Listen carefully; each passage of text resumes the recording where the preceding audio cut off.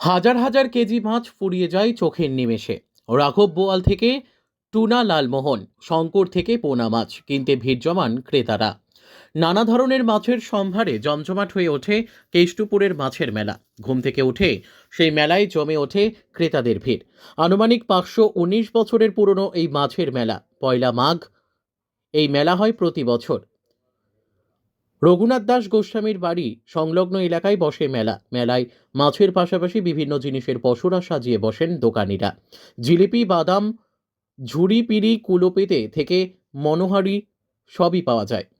মাছ কিনতে কেষ্টপুরের মাছের মেলায় উপচে পড়ে ক্রেতাদের ভিড়। এবারে মেলায় রয়েছে 50 কেজি ওজনের শঙ্কর, 35 কেজি ওজনের কাতলা মাছ, 40 কেজির ভোলা, 5 ফুটের বাইন, বিভিন্ন ওজনের রুই আর ইলিশ, ভেটকি, বোয়াল তো আছেই। নানা ধরনের কাঁকড়াও বিক্রি হয়। মেলা শুরু হয়েছিল গোবর্ধন গোস্বামীর ছেলে রঘুনাথ দাস গোস্বামীর বাড়িতে ফিরে আসার খুশিতে। সেই সময় কেষ্টপুরের জমিদার ছিলেন গোবর্ধন গোস্বামী।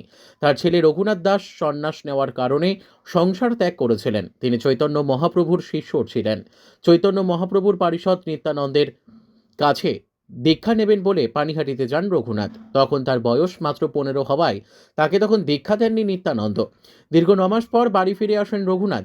সেই আনন্দে বাবা গোবর্ধন গোস্বামী গ্রামের মানুষকে খাওয়ানোর সিদ্ধান্ত নেন।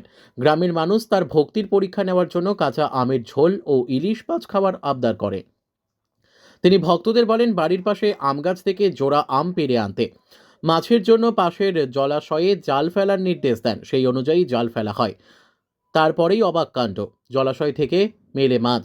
প্রতি বছর ভক্তরা রাধাগোবিন্দ মন্দিরে পুজো দিতে ভিড় জমান এই দিনে।